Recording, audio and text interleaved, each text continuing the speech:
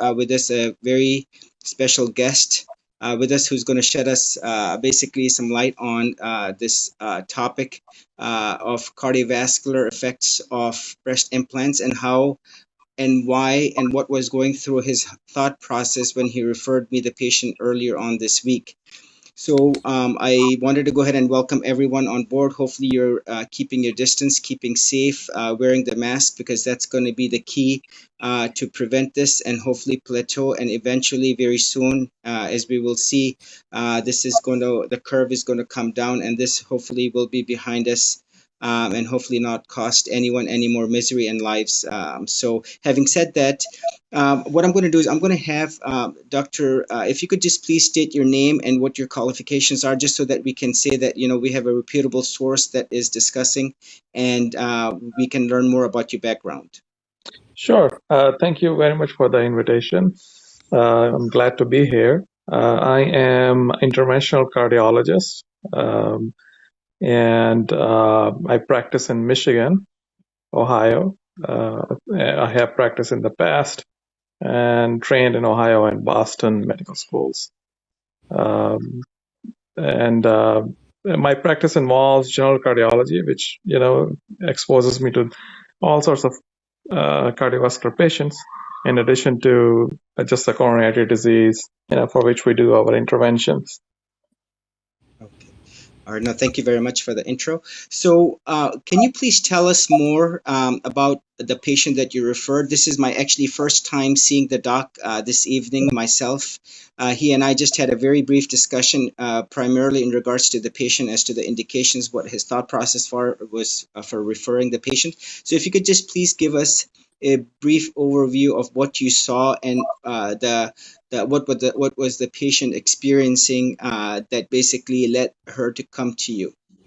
So she is actually a 30-some-year-old lady, and I actually saw her for the first time in the emergency room. They called me because she came with severe shortness of breath, and there was a suspicion that she has a clot in her lungs. So that's why I went to see her. And then when I, obtained more information about her history, then I learned that she has shortness of breath ongoing for the last 3-4 years. And then on further investigation and some laboratory workup, basically it was apparent that this is some sort of autoimmune or an immune reaction in her body. And the only thing that I read in the literature in her particular case, was that she had breast implants about, I think, more than 15 years ago, 17 years ago. So that led me to contact you through a friend.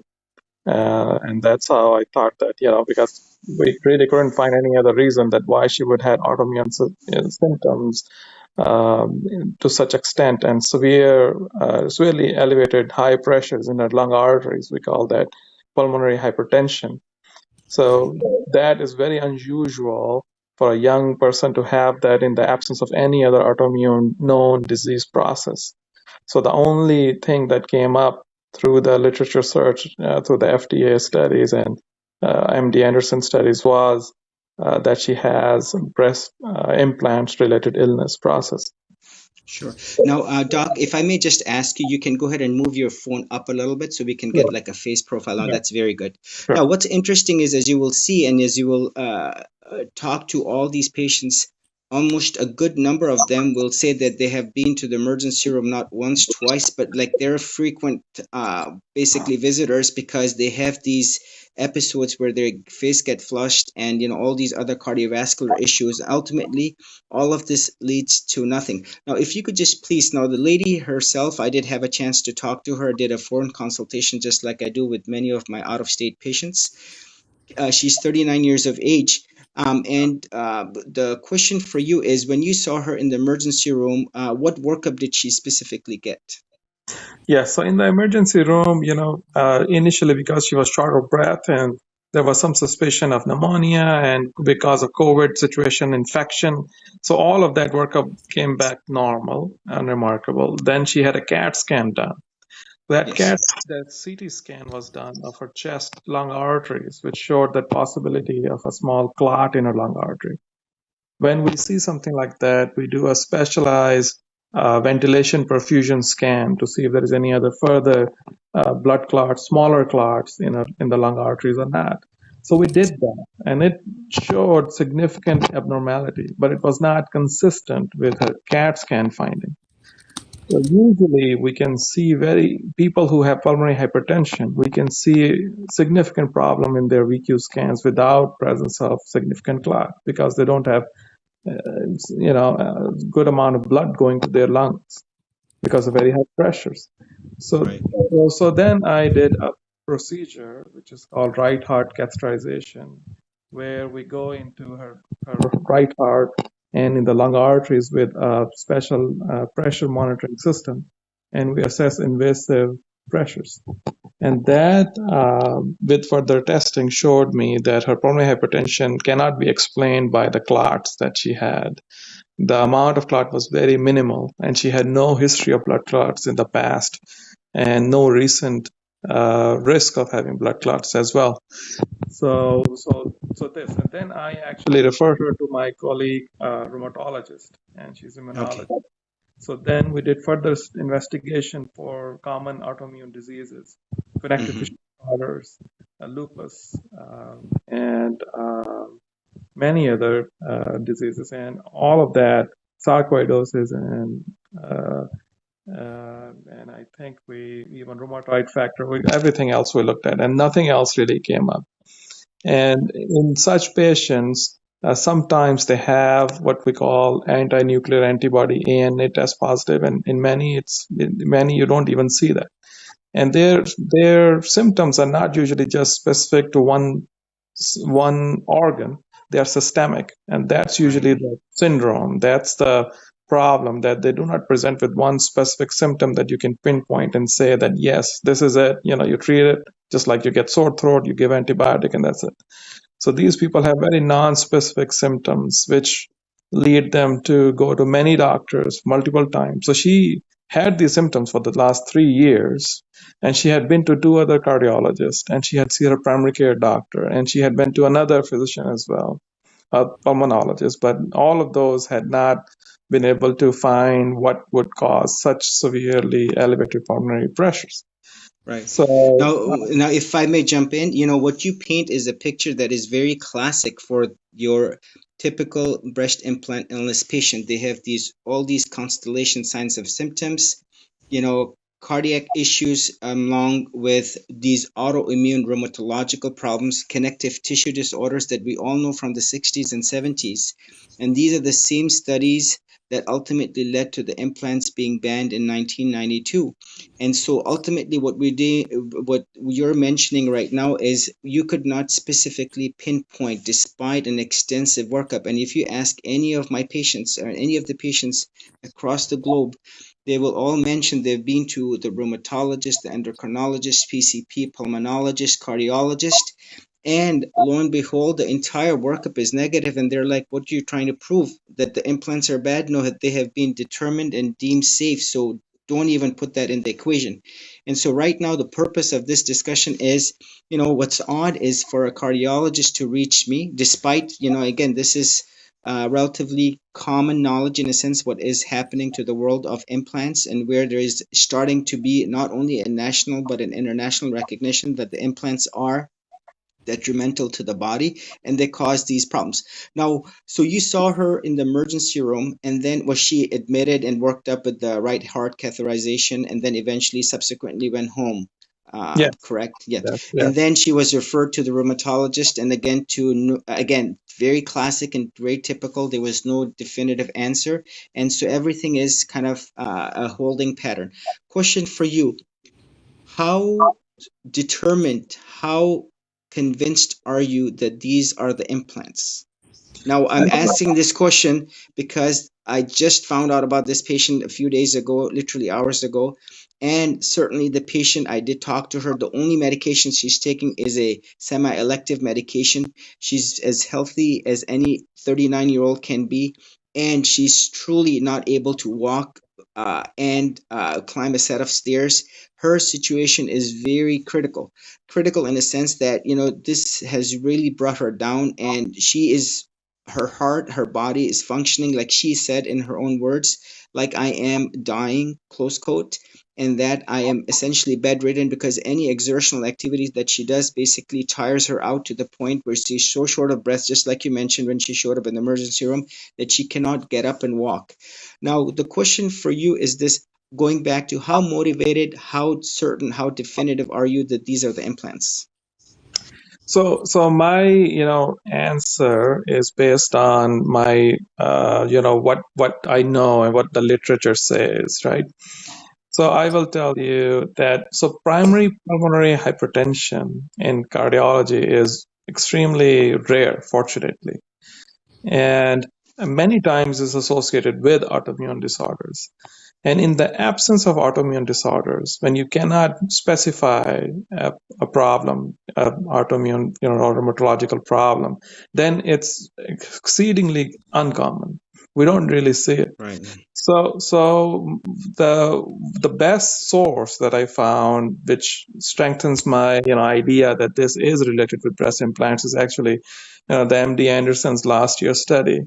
They looked at 99,000 some breast implants in both silicone and saline, which are coated with silicone as well, their outer shell. So they looked at that, and there was significant association between the implants and the further downstream incidence of autoimmune disorders, including Sjogren's syndrome, lupus-like syndrome, and rheumatoid. So all of that association, makes you believe that there is really nothing else than remaining.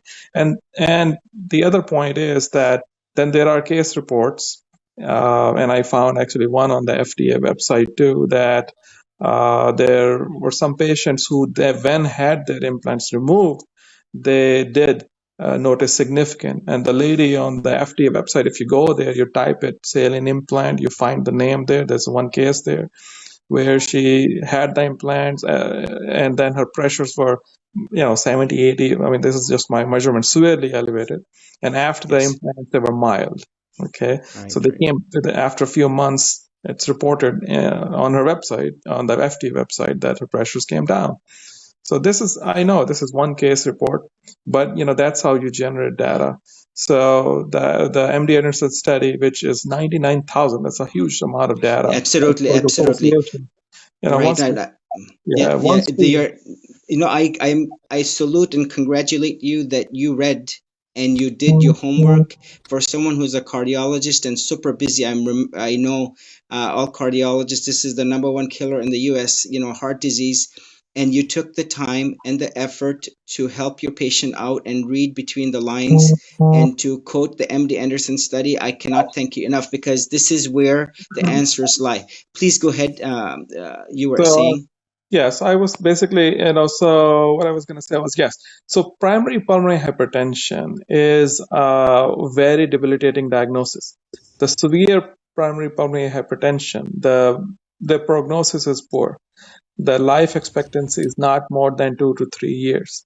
So Wow. unless we can find a cure or a solution to decrease their pressures or symptoms, the prognosis is extremely poor, and there is no medication which definitely, which gives them a definitive answer at this point.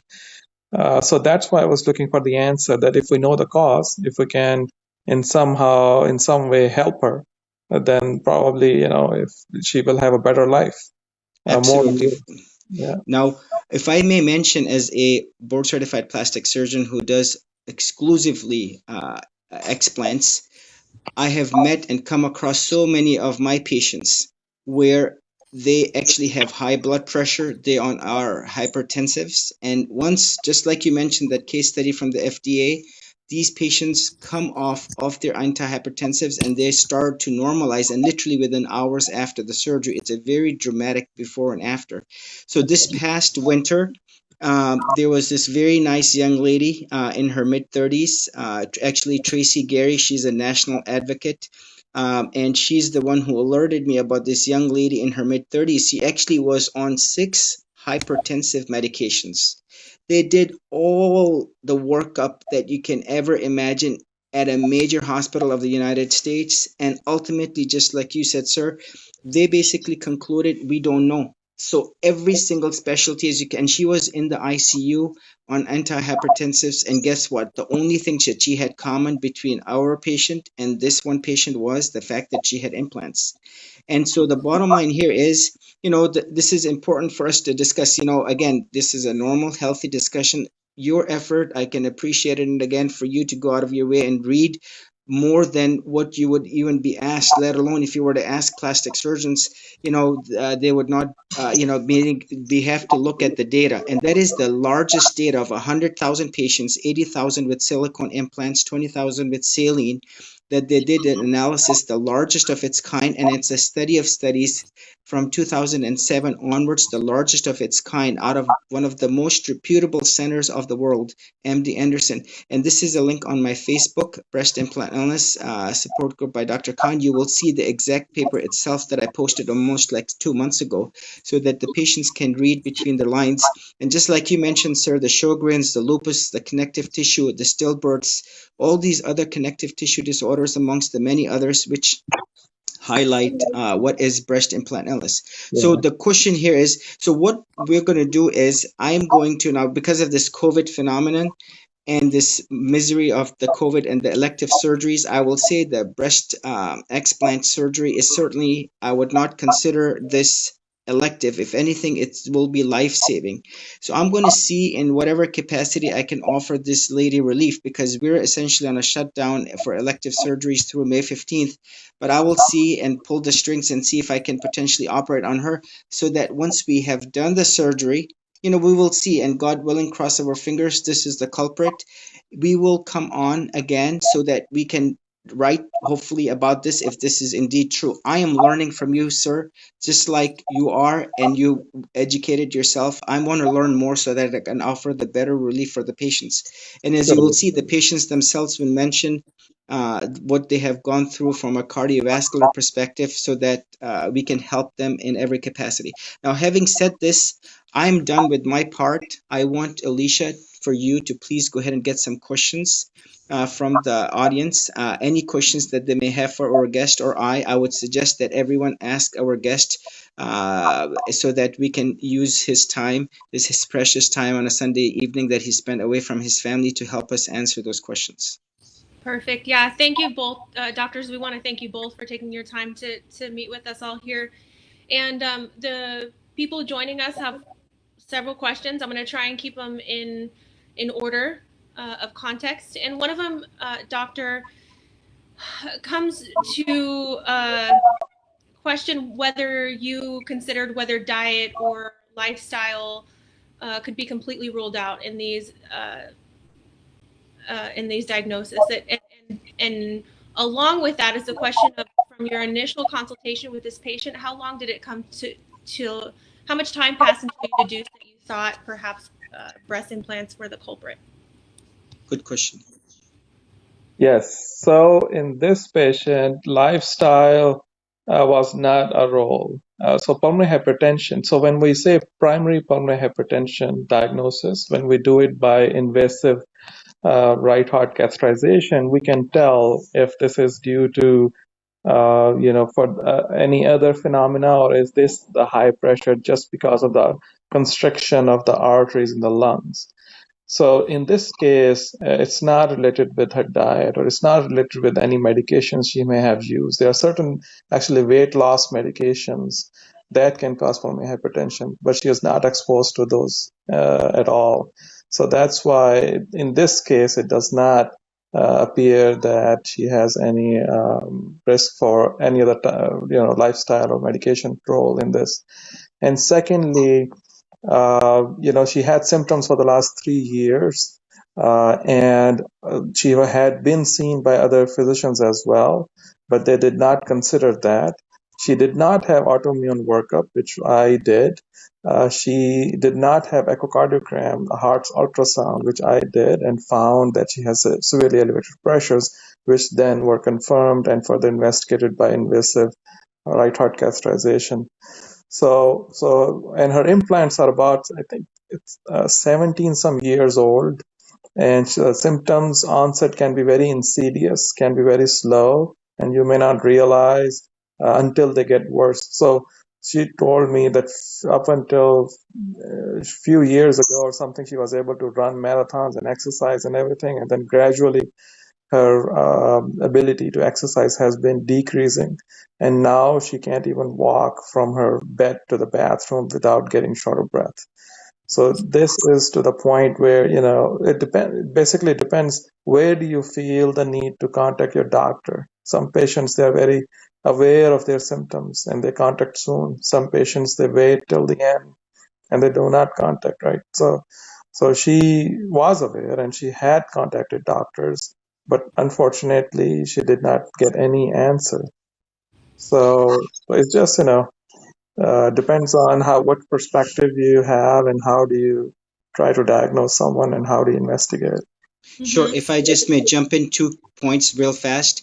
You mentioned you have ruled everything out with all these other doctor visits, emergency room, lab workup, and I will tell you, very classic picture. Some patients have been to the emergency room 15 times and nothing comes of it. Number two, let me ask you, sir, what percent chance, 0 to 100%, 100% that she has BII, breast implant illness, 0% being 0%? What percent chance from your gut, from your readings, from your analysis of this patient, the 39-year-old to be suffering from primary pulmonary hypertension, that these are the implants the culprit? 0 to 100%. If At you this, could, if at this point I would say that I am pretty sure that this is the culprit, because there is really nothing else that I can pinpoint, and that there is sufficient, data, evidence from several studies and association has been established. We don't know the cause, and there are some animal, and there are studies that are ongoing which are investigating the cause too. But we know that there's a strong association, similar to when we say salt is bad for heart health. So it's not that it's directly there's a cause, there's association. It causes several other things. So similarly, these breast implants are initiating certain processes in the body, so some autoimmune processes, which is causing inflammatory response in multiple organs, including lungs and heart. Uh, so I am pretty sure at this point that this is the reason. Rest we have to see when she undergoes surgery and then how she comes sure, out. sure, sure. So if you were to say 0 to 100%, if I may ask, what percent, and again, sorry to put you, just so that I kind of get a bit confidence on your mind, what percent chance it is, because time will tell. As far as that's what I told the patient. And but if you were to just estimate from your experience, and again, I know this is and again, educated guess on your end from your experiences, At this how point, I much would would you say? say, yeah, at this point, I would say it's 100%, chance that this is the culprit. Since I don't have any other, Sure. it's like we have investigated everything else. There's nothing else. So I think this is it. The only thing is that how much damage has already been done, and how much Hmm. recovery she will have. So even if I, she had the surgery and she feels some benefit and symptoms do reverse, because the severity of her pressures is such that there are certain things that have happened in her heart which may not reverse. So Hmm. that's my worry, that how much damage is already done.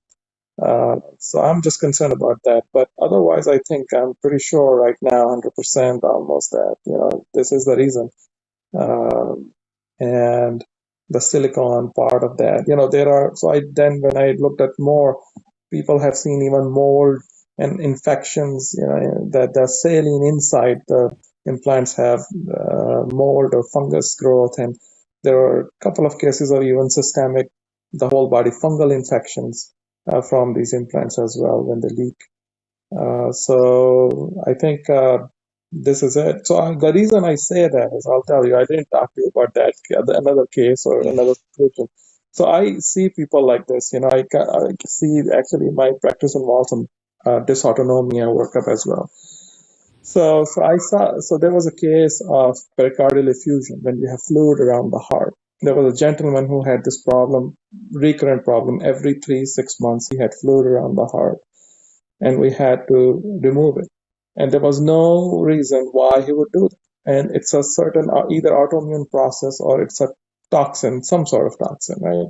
So he had every workup done, it was negative, right? So I saw him, and I had read few years ago that there were hip implants that had cobalt, and cobalt toxicity can cause pericardial effusion and cardiomyopathy. And lo and behold, we checked his cobalt levels, and they were high. He had his hip implants removed just within few weeks after I found that, and then he actually has recovered, and he has two new babies now. Okay. So, Mm-hmm. so his heart recovered, cardiomyopathy improved, it was reversible, right?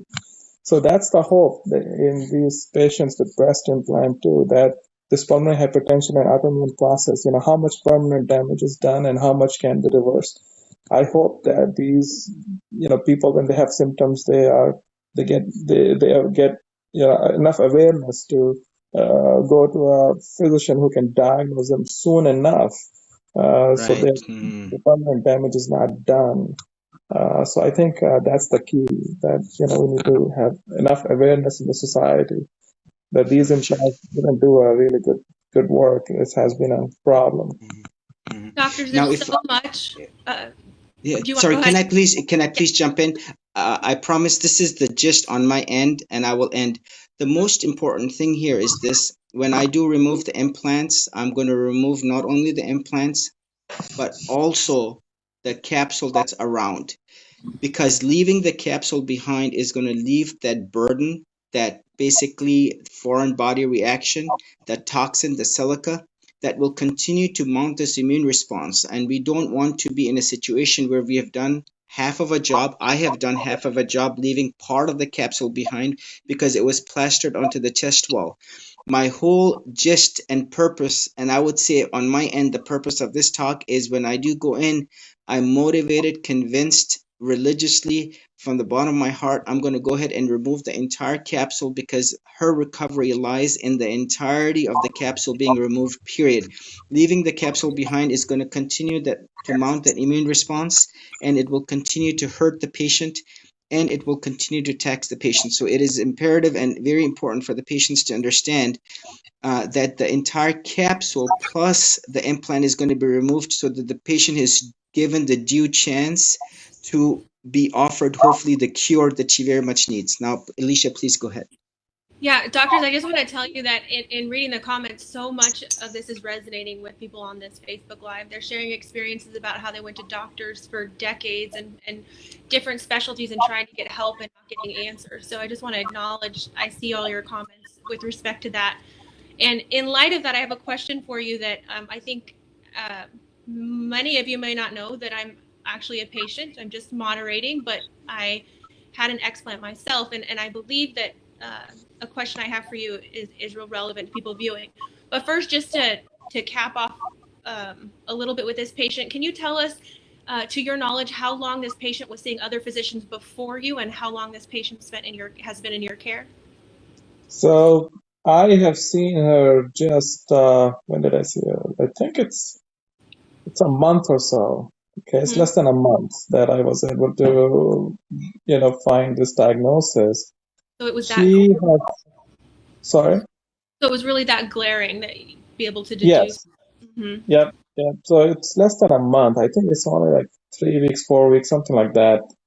And I have seen her in the ER, and then I saw her in the office, and then most of the communication was on the phone.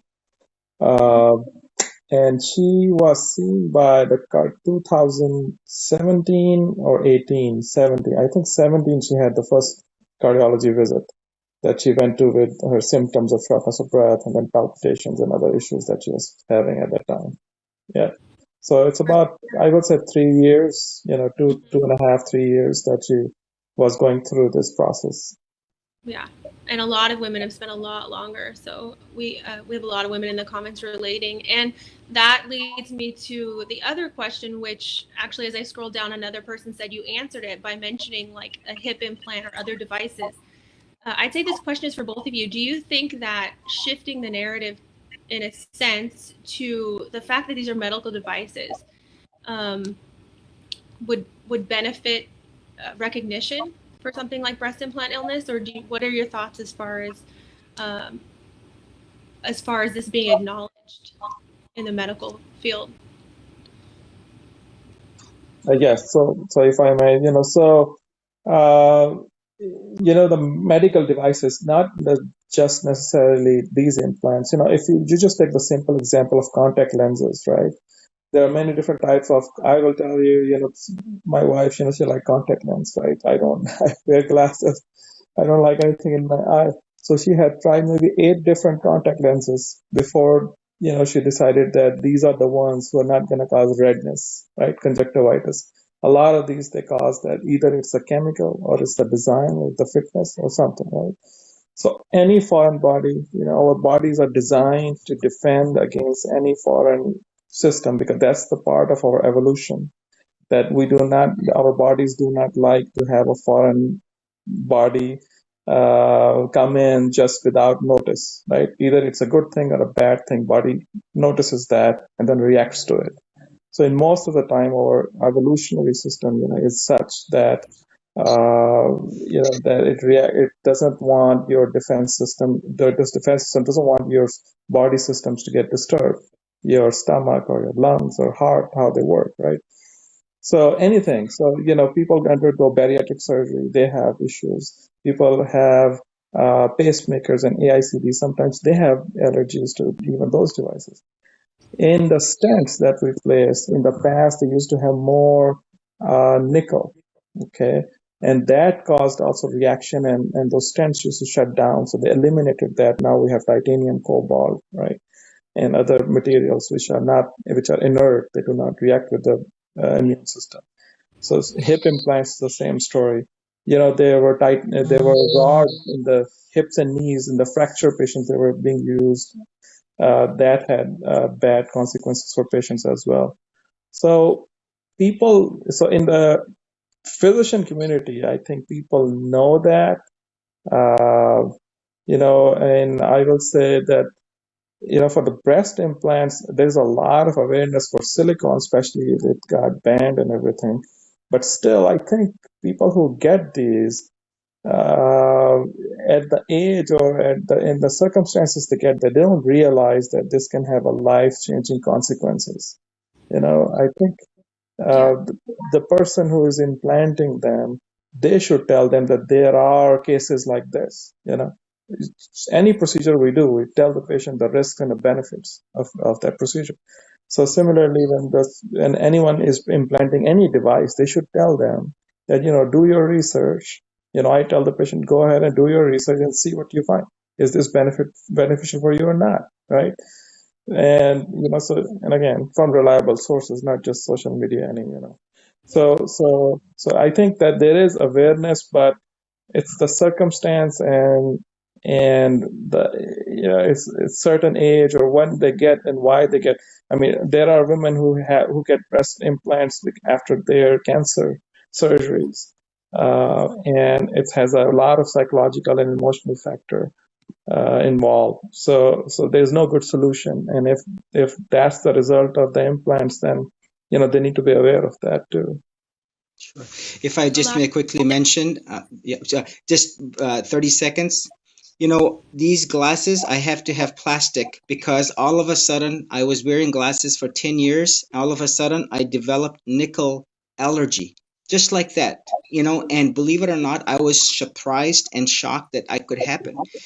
And so any metal that touches my body, and this is after, my good 23 years, I was actually an undergrad. This is when I found out, and I thought the glasses were too tight. And I took it to the optical store, and she's like, no, these are not too tight. This is the metal that's touching, and we see this a lot. And I was surprised. Now I have 5 titanium screws here in my finger from a car accident. And the point I'm trying to make here is Thank God everything continues well. Now they use stainless steel. God knows why they have moved from titanium to stainless steel. But the bottom line here is our bodies react, and we know we have a pattern. We have proof all in the 90s and 80s where the silicon is reacting. And this is, I'm not surprised, where the body itself recognizes the the object is foreign and affects it. Yeah, please go ahead, Alicia. Yes, and we've got, nope, that's okay. We saw you drop off. We've got you right back on. There you go. Right. Yeah, I think that's really important. And you know, there's been a struggle for many women to feel like they're going to physicians and be believed. What would you say to women who are going to doctors time after time and not getting the diagnosis? I know this may be for an open question, but you had this patient eventually get to you. What would your advice be for a patient who's just not getting that, getting answers? Just continue. Yeah, that is actually very hard, you know. That's why there are physicians who may have more wide perspective and they look outside the box, and then there are physicians who may not look outside the box, right?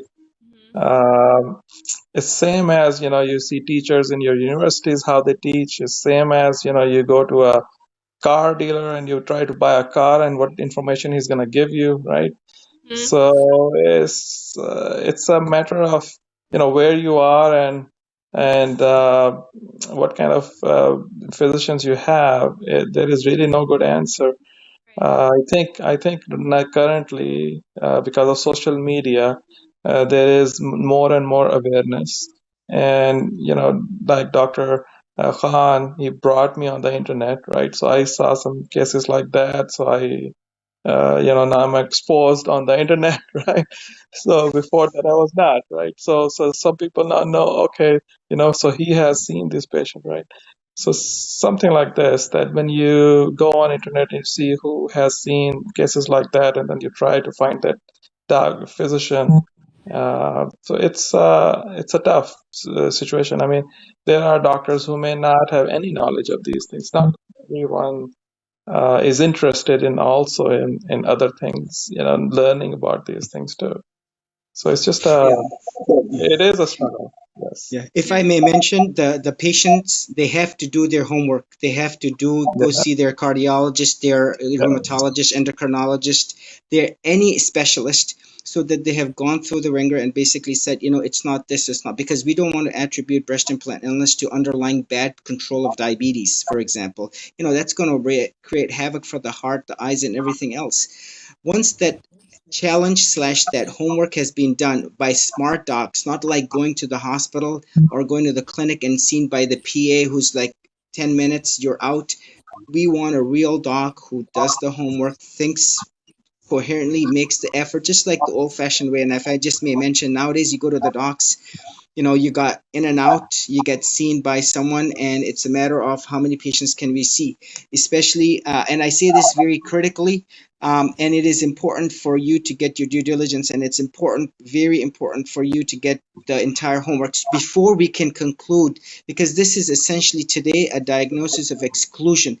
Once you've gone, how many times, if you go to the emergency room, are they going to repeat the same test? So many of my patients who have gone over like 5, 7, 10 times, the emergency room doc said, we've done everything, you were admitted, we're not going to repeat another CT scan, we're going to just refer you to the psychiatrist because you got a problem either with your tox screen, you're doing drugs probably, or you got hysteria, or you got a psych issue. So the due diligence here is that we go do our homework before we attribute it, and this is why it was critical. All what I asked the doc was what homework, what workup you did, and I will tell you, I was extremely happy and satisfied that my job now is to remove it, because I'm not going to find any surprises on the operating room table, or I don't want to be in a situation afterwards that I find out that this work was not done, and that's why medical clearance is key. Please go ahead, Alicia. And Dr. for the Shafiq. viewers that don't know this, Dr. Khan does an implant, which is really an impressive standard. We have a question from our Facebook Messenger, and the question is, let me just read it here to you. It says, I had a coronary calcium test done. My score was 290. I exercise, eat healthy, and heart disease does not run in my family. Can breast implants cause calcium buildup in the heart? Could they be a factor? I've had implants for 12 years, mentor smooth sailing. And I know you may or may not be able to answer these, but we'll throw them at you and see what your thoughts are. So, autoimmune process also includes inflammation of the vessels, the arteries, okay, the arteries that take the blood from your heart to the body. We call that vasculitis. And that vasculitis, if it's present for long term, can lead to calcium. Calcium is just a scar. It's a scar tissue, just as you develop scar on your skin. So you get calcium in the scar tissue. So your arteries, if they have certain inflammation, then eventually they will develop calcium. So if you have calcium score 200 or so, that is not normal. And if that is there, it means you had at certain point vasculitis. You had inflammation of the arteries. Now, basically, it's a matter of excluding other reasons. There are certain viruses, including influenza virus, that causes inflammation in the arteries. We see a lot of heart attack patients when there is influenza season. So it's and if you have calcium there will be calcium in the other arteries too. In your big aorta, there will be calcium too. So when you have systemic, the whole body inflammation, vasculitis, you do see that phenomena of calcium. So I think it's just a matter of making sure there's nothing else going on, and if not, then this could be the reason. All right, I thank you for that. I want to encourage anyone who has questions to get them in now. We're going to try and keep it to 45 minutes to respect the doctor's time. Go ahead, Sure. doctor. If you want, please go ahead. I want any of the other questions for Dr. Shafiq to go ahead and answer. If you could please, if there are any other questions, please ask. And Dr. Shafiq, if you have just random things you want to share, feel free to interrupt or try to share. I saw a question here. Oh, you know what? It was, I didn't see it in the feed, but I'm kind of reading the context of what everyone's asking. Sure. And so, Dr. Shafiq, if you have a patient who you've more or less deduced, maybe not 100%, maybe 90%, 95%, and you believe it's attributed to the breast implants, what would you say the urgency is to get them out? So this patient, when I told her that there's nothing else but this is the breast implant problem, she wanted them out next day. Okay. She's so apprehensive right now. She's so anxious because she feels that this should not be in her body anymore, right? And my answer would be that as soon as you can, that is, if you don't find anything else, and this is the reason, then yes, as soon as you can, There's an element of mystery to what they're actually doing to the body, would you say? Like uncertainty or with the science being kind of young and establishing them as. Yes. I mean, this is the patient, again, I have seen her only in the last 3 some weeks, right? So, a doctor-patient relationship is not easy. It's a lot of trust patient is putting in your hands. So I don't want to lead her to something that I don't believe myself, right? I mean, I don't want to misguide her. If there is something else going on, I want to work on that. And, I have no interest in either way. Right, I have interest in her to get better, not that I need the implants out for some reason, right? So basically, that's what it is. That I would tell her that if she has this problem, that it needs to happen as soon as possible. Mm-hmm. Now, Doc, I have a question for you. I was actually reading, there was a few papers out of, this was also established and published in the US medical journals, that the implants, for some reason, skew or alter the EKG reads. Where they basically show that the patient may have coronary artery disease. And I want you to please shed some light, because I am trying to learn on my own. If you can tell us, if someone looks and does the medical literature search, they will say the EKG results are not what they're supposed to be. Let's say if the patient had no implants versus if she had implants. So it does skew some results. And I was surprised to have done that finding on my readings. Yes. So basically, the EKG detects the electrical activity of the heart from the surface, right?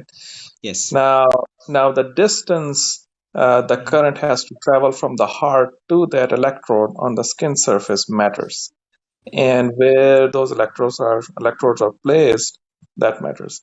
So yes, when there is implant, there Anaya? uh, there is less transmission of current from the heart to the electrode, and decreased amount of current then indicate that maybe that heart tissue is dead. Maybe there is a heart attack in Yes, the ma'am. past. Get over here So now and yes, turn the TV off now. there is more false Get over positive here now and turn the TV uh, off. abnormal EKGs that we see in patients with implants. We It also turned on see and I'm the on the similar Facebook Live. Get over here findings now. in very obese patients or with patients who have expanded lungs because of COPD. So breast implants do the same thing. They do not let the Mm-hmm. current from the heart conduct through the tissue to the electrode appropriately.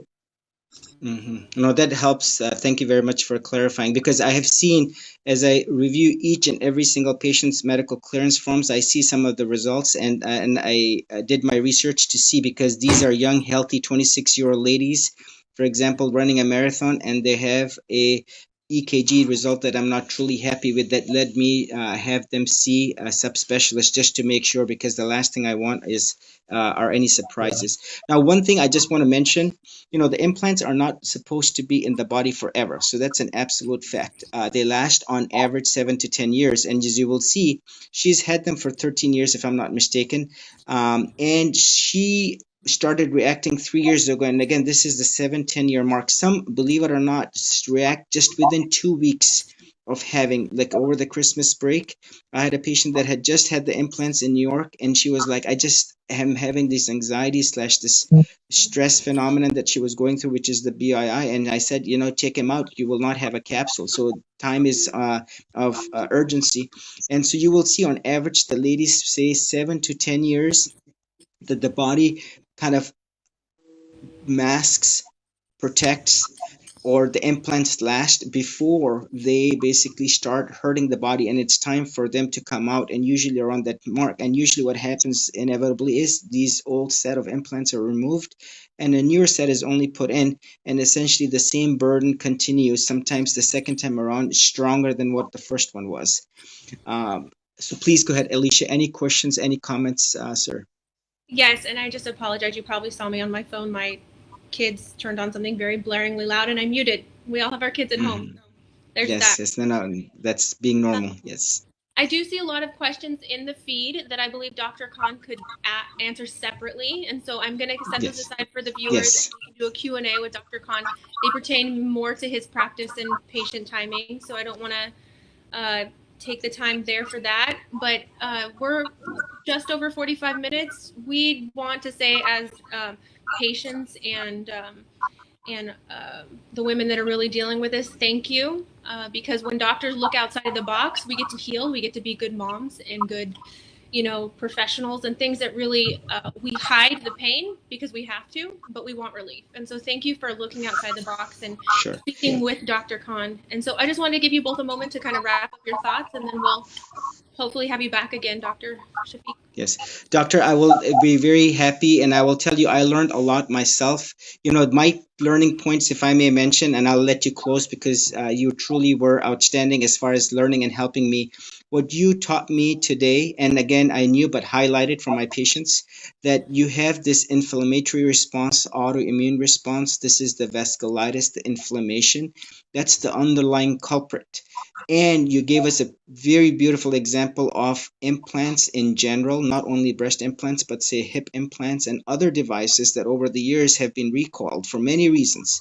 And you highlighted the fact that you did the extensive workup, you read, and you educated yourself, you thought outside of the box, you thought about your patient, and you offered the patient what I would call relief, that I would tell you, if my patients have been to 1,000 primary care doctors, and I say this on almost all my consultations, if my patients were to see 1,500, and I will tell you maybe one out of the 1,500, if at all, none of them would be thinking about BII, breast implant, illness, breast implants. And so this is, for me, my first where a cardiologist actually called me up, and I salute your smartness and wisdom in figuring this out. And time will tell. I'm going to offer this lady an end block. I'm going to remove the entire capsule, and I would love to have you back on. Hopefully, God willing, she gets the relief that she needs so that she can run around with her family and exercise and run the marathons that she very needs to. And if one thing on my end, implants only cause harm. There might be a short honeymoon window of quote unquote that the ladies truly enjoy the true purpose what they carry, but ultimately my take home message is these are not worth it. They're replete with complications. They cause cancer. As you know, the textured implants, they're not supposed to be there forever.